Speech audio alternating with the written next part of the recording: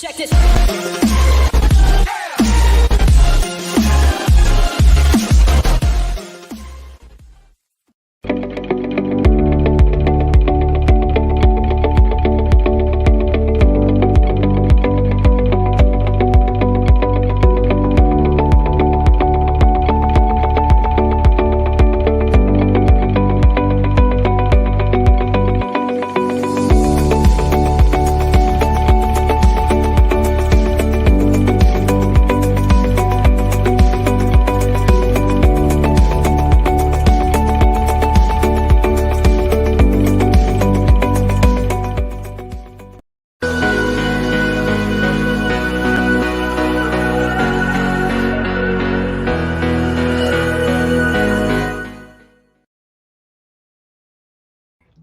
Good morning, everybody. Hi, it's your good friend Lesley Salman right there. Can you see her? I know I'm not anybody's friend, but that's okay. You're mine. Yay! You've got a friend in Jesus. Hercules. Yeah, that's great. Thank you. This one. Uh-oh, your earbuds are falling out of your head. How are you doing? Everything's falling out of there. So Lesley, doing good. Lesley sends me a text this morning. Lesley sends me a text this morning. Today is the greatest day ever, and I'm like, now he likes the Smashing Pumpkins. I don't know. Me neither, but I like that song. I like the song. I like the words. Cool. I didn't like the word. I liked all the stuff in the video. Wait, you didn't like the words? Today's the greatest? Yes, of course. Every day is the greatest. Every day is the greatest day. It is. Yeah, it's Each all about better than the last. It's getting better and better. Why is my okay? I'm struggling today. No, you're not struggling. You're doing great. Yeah. So anyway, I thought, and so I was thinking to myself, first thought of my mind was, I wonder what's making it the greatest day. And then I said, I know, Lesley, this is just the greatest day because it's the greatest day. Well, every day is the greatest day. Well, my 9-year-old gets irritated with my stuff. And I'll be like, Ryan, do you want to know how to have the greatest day ever? And he'll be like, how? I'm like, focus on great things all day. Yeah. And then he's like, Mom, you're so annoying. I'm like, but it's the truth. It's the truth. It is. If you do, that's exactly right. It's all about your focus. It's about what's important to you. It's about what gets your blood boiling, and I mean good boiling. Something. To make some spaghetti. Yeah. Or something like that. The passion and fire inside. Exactly. and that's the difference. I mean, you focus, if you can figure out how to focus it, bring it to a point, you'll have wonderful success in just your everyday walking around life if you can do that. And it's really not hard. Well, and one thing, some of these things sound ridiculous, but one thing I realized I wasn't doing, and my poor assistant sitting next to me she'll probably be jumping in like, thank God she realized this. I realized I wasn't looking for the positive in people. I just was like, that means if there's a bad situation, you're like, well, at least I don't have to work tonight. It rained and everything got canceled. Right. That's the positive. But I started realizing that you can look for it in so many other places than just turning a bad situation around. Right. It's about looking for that in people too. Sure. Absolutely. I mean, no, it's not just turning a bad situation. It's really turning your attitude around. Yeah. And it's making who doesn't want to have a good attitude every day? And you know what? That's a choice you need to make every day. What's your choice? Do you want to have a good attitude or bad attitude? Because guess what? Whatever you choose, you'll have. If you want to have a good attitude, then have a good attitude. But you know what? At first I used to be like, that's fake. I'm not fake. No.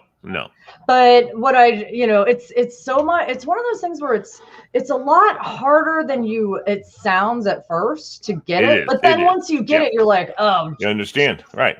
You know how to take on that attitude and how to see things. It's that old thing when someone says, "How you doing?" Say, "Well, it could be better, could be worse." And honestly, that's somehow along the line, that's one of the things that I've adopted is, people look at me, for instance, in the past, and they'll say, "Wow, Lee, you're going through so much. It must be terrible." I said, "Dude, I'm not going through half of what some people are going through. Not going through half." I remember sitting down at one of my checkups after I'd had my transplant, and that's why I'm wearing my Donate Life shirt, by the way, everybody. I'm wearing it because I'm going to be manning the booth, the virtual booth, on the WRC Health and Fitness Fair, and talking about donation. And so if you've not signed up to be a donor, you should. Some countries require it. It's mandatory. And I think that should be in this country too. You don't have any need for your body after you're dead. You have no need for any of those organs that might save lives. I just heard this the other day. A friend, her brother passed away, and she said, and she was very upset and sad about it, but she said, "But we already have heard from the donation people that he saved 6 people's lives with his organs." That's awesome, isn't it? Yeah. And if you could do that, and if you knew that was something you could do, wouldn't you want to do that? I mean, it's not. They don't harvest. They don't do all that bull crap. We would, but some people don't. I think some people just. There's a lot of things. I think there's a lot of things, but I feel like anytime you see things where you're like, why wouldn't someone want to do that? It has to do with maybe they don't understand the value of something else in the way they're looking at stuff. Which is why, as an ambassador for Donate Life, they train all of us so that when we're talking to people about this kind of thing, we can overcome any objections. Almost every single religion, if they don't endorse donation, they leave it up to the person. Right. And there's some people, well, my religion doesn't. No, that's not true. Right. Here, I have the whole list of all the different religions, and from their religions, what is their take?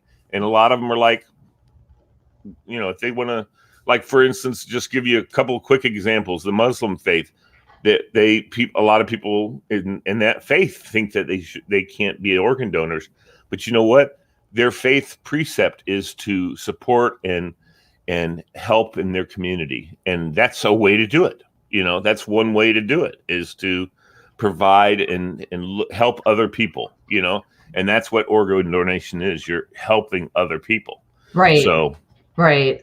I didn't mean to get off on this. No, and I want to really quick say, I see my little Tora out there, my shining beacon of light. Yes, Hi, he's Tora. Awesome. There he is. Yeah, I love Tora. He's so supportive. I mean, he's just they're always there to give you an encouraging word. Tora says Lesley should let Lee come on her show sometime. Yeah, let's do it. I'm free. I can do that. Yeah, we'll talk about that. See, Tora has amazing ideas. Tora is an idea man. So yeah, I love it. Unfortunately, and he doesn't always. He just he wants to help. I love Tora, and I will tell you, one of the problems is he's an idea man. That's one of the great things about him. It's also one of his issues. He doesn't think through all of his ideas all the time, and he's so positive that he's convinced that his idea will work. And it's you have to tone him back a little bit sometimes. It's all about balance, and that's why you have other people that love you. Exactly. They tell you the truth, and in a nice, loving Believe way. me, I've had many people tell me the truth. And it's yes, like, Lee, and it's like, okay, why? It's got to work. Anyway, yeah, and I'm sure you've probably run into that too. You're so energetic, and you probably have so many dynamic ideas, and I'm sure people have gone, well, what about this? Oh yeah, and I'm like, quit focusing on the negative. Yeah. But sometimes the negative is reality, you know. Yeah, it's exciting. So tell me, what are your plans this weekend, Miss Lesley Salman? I'm probably gonna be getting away, heading out of town for overnight trip to a couple wineries out in like the Charlottesville area for I'm a gonna be day. at Wintergreen this weekend. Oh, cool. Yeah. I've never been there, but I'm always like, when we drive, because my relatives are up in Pennsylvania, so sometimes, you know, when we come down that way, I'm always like, I would love to stop by there. Have you been there before? Oh, many times. It's it seems like I've always had people that I know that have places at Wintergreen. And then of course, you know, they come and go out of your life and they sell their place or whatever. Those things happen. But I've had the pleasure and the honor of being able to go there on many occasions back from when I was a teenager, and I was in youth group, and one of our youth group leaders had a beautiful cabin at Wintergreen right on the side of the mountain. You could look at the ski slopes and everything. It was fantastic. And then my buddy's mother, it's just, I used to ski quite a bit. I'm a little bit, when I fall now, things get damaged. So, when you ski, I don't necessarily fall when when I used to ski, I didn't really fall very often because I could ski pretty well. Right. But I don't know. In this area, I learned to ski in Germany.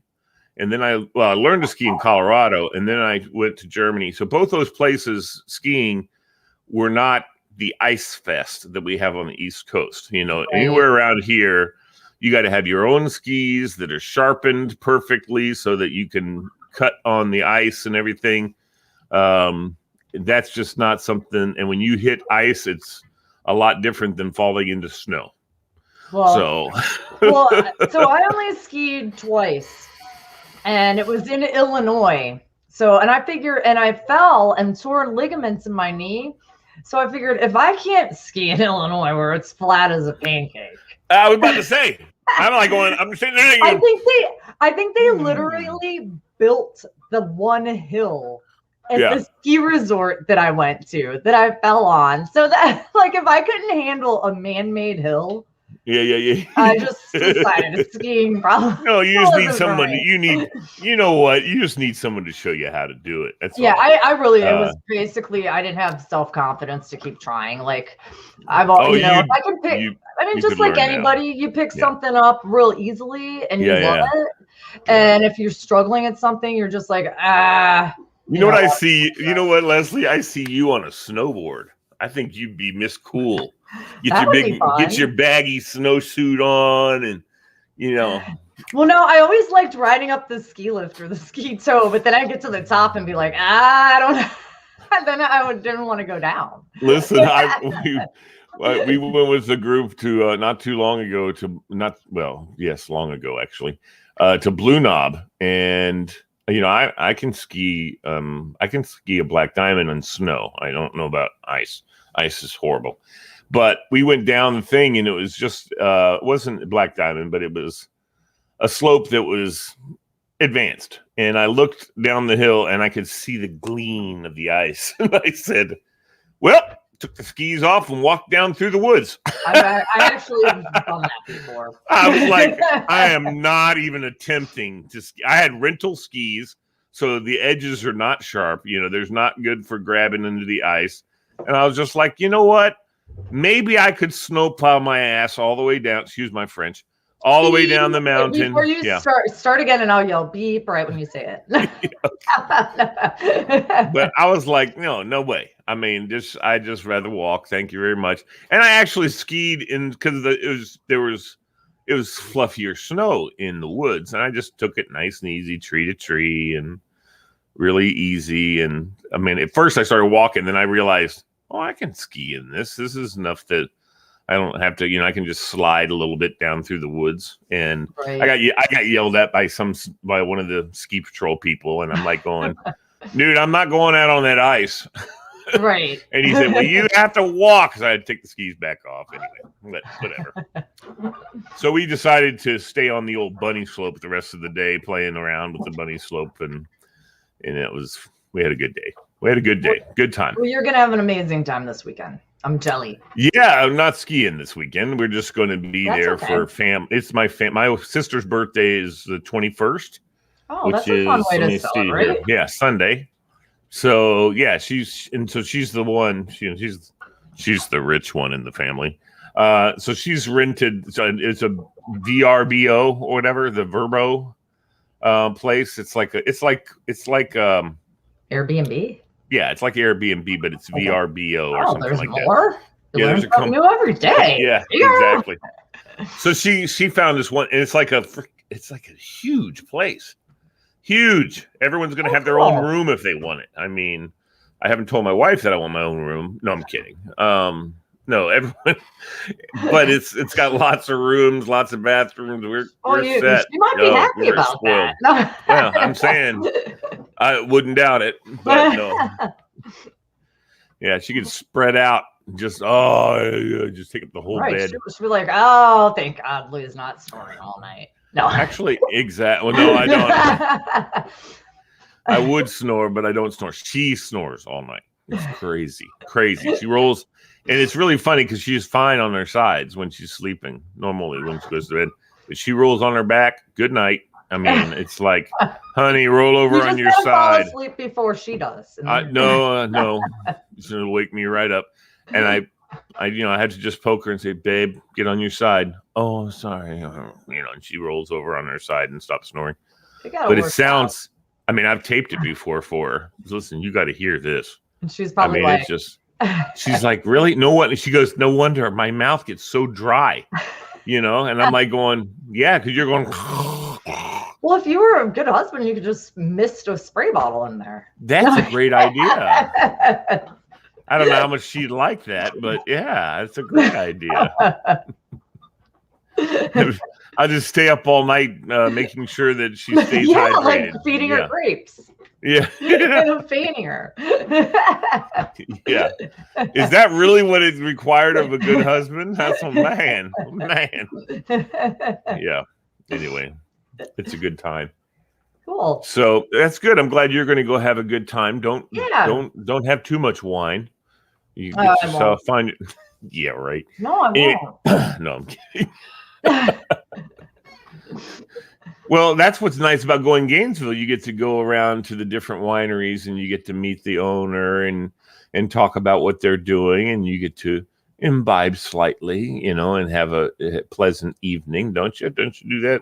Because aren't there several wineries out in Gainesville area? Oh yeah, there's a really awesome brand new one that's called Winery at Sunshine Ridge Farm, and it's on the water on Lake Manassas. Nice. So it's like a beautiful venue. The whole building's beautiful.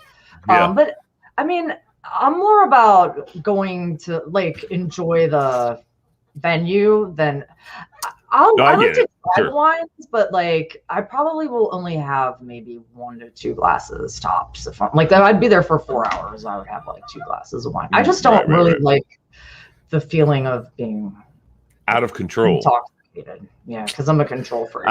Same here. That's exactly me. I don't like being intoxicated. I've been a couple times in my life, and both times. Oh, I've been many times. I'm not gonna lie about that. Yeah, no, I really haven't. My wife, when we first met, we would go out. I'd get my big cup of iced tea, and I was the designated driver, and she'd have a ball, and we'd have a ball, and that was how we operated. And now we've gotten older. We don't do that nearly as much as we used to, but I've never been the drinker. I just never. I'll tell you, I have, and I think the reason being though is I was always so wound up because I always had to be in control. So that made me feel like I could loosen up and be the way I want to be. I think that was the ultimate reason. But now that I'm that way naturally, yep. Then you realize you don't need anything, right? It doesn't enhance my life. But you know what? I look back on those things and I'm like, you know what? I don't necessarily see alcohol as bad, because if you don't know what it's like to be in that state, at least it shows you what that state is like. and then you can replicate. It depends on your intention. You know, if you're like, oh, I'm going to solve my problems by this. But if you start realizing what do I enjoy about it? Not solve. I think there's people who do that to escape their problems. Well, yeah. And you can never escape. Filling a void inside. Trying to fill a void inside with it. A million different reasons, right? Yeah, but I've looked back and I've gone, you know what? I can't even, none of my choices, even if like I don't regret them, because I did. If you learned anything from what you did, it was worth it. Absolutely. No, I totally agree. And I don't know where, I think I think the reason why, and I know that this doesn't always apply, but I didn't grow up in a household that had very much drinking. Me neither. And so like the max was my dad would make, and he drank as a young person, he and his boys, they used to go out. They lived when he was a senior in high school. They lived in Baltimore, and they would come down to DC because in those days it was 21 in Maryland, and in DC up until when I was a teenager it was 18. So to buy beer. Yeah, I remember that too. When I was growing up, I grew up in like the Dale City area, and it was I think it was like 18 for wine and beer. Wine and beer. But 21 for hard liquor or something like that. Yeah, but that was when I was like liquor, 4 or 5, and then I moved away. I'm going to date myself. So the year I turned 18 in February, that year, 1984, going to start doing your math, people. That year on July 4th, they changed the law to 21, but they grandfathered everybody who was 18 before that date. You were so lucky. Yeah, but I wasn't a drinker. You know what I mean? I didn't drink. Some of my friends had me buy beer for them, and I did, But I never really, I'd like milk one beer. I never was a big beer I got to fan. tell you a funny story. So I grew up in a house too, like you, where there wasn't much drinking, but of course that didn't influence me not to drink. That influenced me to be like, oh, there's, I thought my parents were so like, oh, why? I didn't really. I thought I was like, why did? Well, they were actually, as I got older, they never ever drank. Like maybe when I was like 10 or 11, they completely never drank. But before, and my dad never did, but my mom used to keep reuniting wine in the house every once in a while. And here's a funny story that she learned later on. We were talking, and my mom, this is as an adult, and my mom goes, I was always really worried that I could turn into an alcoholic. She's like, because I had she had like my grandfather drank and things like that. So she was always conscientious of drinking too much. And she goes, I remember I used to buy this reunited wine, and after a while it would be gone so fast. And I go, that's because I used to sneak in the cupboard and drink it too. And I was like 10. Oh my God. I think it was just, I used to remember liking the taste of wine. It. I would drink it. I didn't get wasted or anything. I just remember I'd go in there every once in a while and take a couple of drinks, and hear my poor mom's thinking she's turning into an alcoholic. Meanwhile, that's funny. Meanwhile, it was me. Really, it's kind of like grape juice. I mean, it's almost a little bit like I remember, and I'm a sweet beverage drinker. I mean, I like beverages that have some, that are tasty. I don't like whiskey straight. I don't like, I don't like bourbon straight. I mean, I'll drink it because it's cool, but I really don't like it. I don't like, and I'm not a big beer fan. Coors Light's my beer. You know what I mean? If I have beer. So that tells you, because that's pretty much water. And so when I'm drinking, that's if I drink, that's what it is. But I've gotten past the point where I'd say to myself, I don't like drinking, so I don't. Yeah. It's like, not because I don't put that against anybody else. Yeah, I just don't like the taste.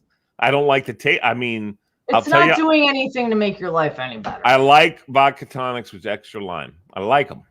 Right. And I'll drink those. But the problem is with me, I'm a drink like water. I'm a fish. So if it's alcohol and someone's giving me free, that's the other thing too.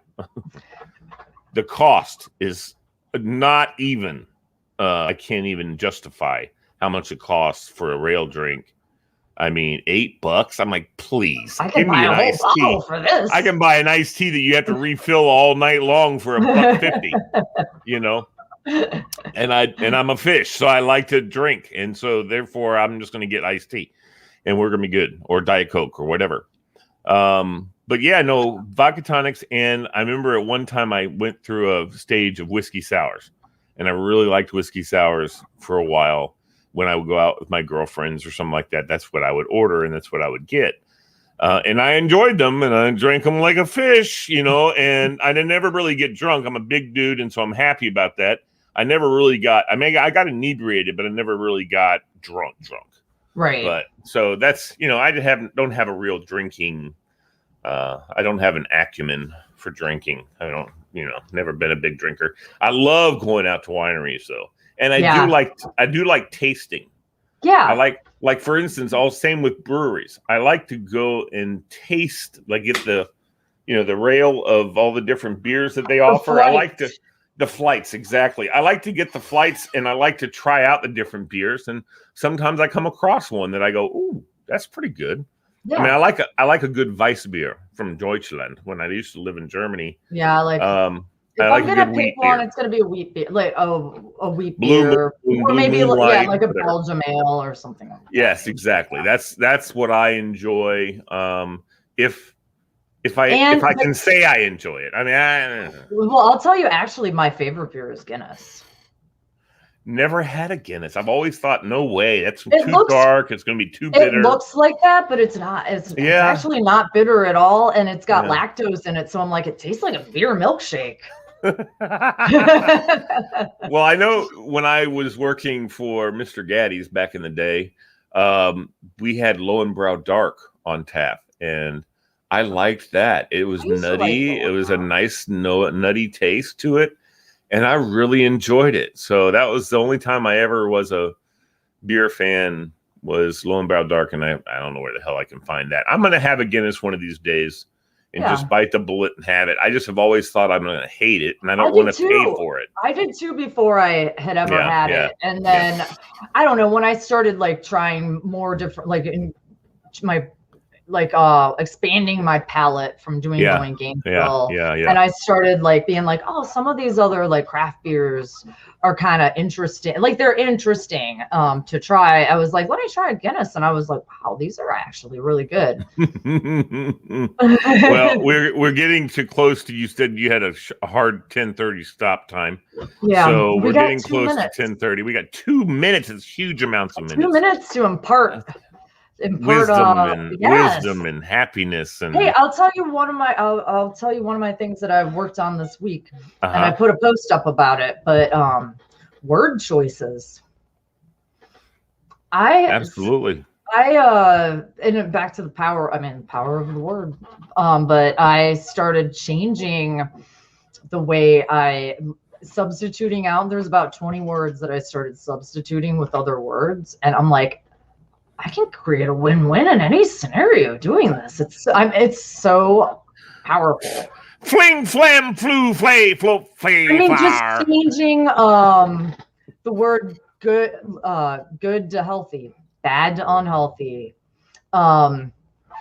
You tell somebody, I don't know if you know this or not, but blah, blah, blah. Well, now you're implying that they might not know something, which is judgment. Yes. So if you say, I just wanted to bring this to your attention, or wasn't sure if you were aware of this or not.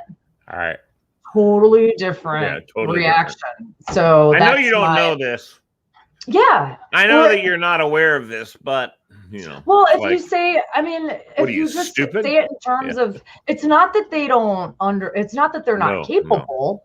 No. Right. It's just that they're not aware of something. And you're just, if you just say it in that sense, totally different outcome. Absolutely. We've talked about this before, or at least I have on other shows and stuff like this, because words are really huge for me. Zig Ziglar, one of his things. He said words are, because he said he went into a prison, and I'm sure some people haven't heard this. He went into a prison, had the opportunity to sit down with a huge part of the population one-on-one and talk to these guys, because he wanted to find out different things about different kinds of people, that kind of thing. And he said to a man that he talked to, each one of them said that they can distinctly remember a point in their life where someone said, you're going to end up in prison. I don't doubt that at all. And they believed it. Think about that. That's just overwhelming to me, that every single person that he talked to can remember someone saying to them, you're going to end up in jail, boy, or you're going to end up in prison. Every one of them, even from when they were 4 or 5 years old, remember people saying that when they're sitting, look at him, he's in his crib, he's going to be in prison one day, that kind of stuff. And sure enough, that's where they ended up. And my parting word for you and everybody today is, remember one thing. This is a biblical precept. The words that come out of our mouths are the overflowing of our hearts. Okay? So if we find ourselves, brother, if we find ourselves saying something that's not positive, that's not good for other people or ourselves, we have to remember that that's what's our hearts filled with at the time, and you can change that. Yeah. Anyway, so that's our parting. You have a parting word, Lesley? Word to your mother. Word to your mother. Word to your dad. All right. Well, thank you, Lesley, as always. My parting words are I love you all. I hope everybody has that happiness. Right. Wish them happiness and joy. Absolutely. Joy down in our hearts. Hey, listen, thank you, Lesley. Have a great weekend. Enjoy your weekend. You too. Enjoy your weekend. I look forward every Friday to you. Me too. You gotta come in the studio and do the show with me. I will. 100%. I mean, I'd love to see you. I'd love to come on your show too. So let's do it. We'll meet together and we'll go to a winery together. Okay. and do a show sit around and do a show from a winery. Okay. Yeah, no doubt about it. In fact, if we do a show and everything and we promote them, maybe we'll get a free bottle or two. Yeah. Anyway. Because that's all we need. That's all we need. Yeah, no doubt about it. All right. Thank you, Lesley. Be good. Take care of yourself. Don't do anything I wouldn't do. All right. Bye. All right. Bye.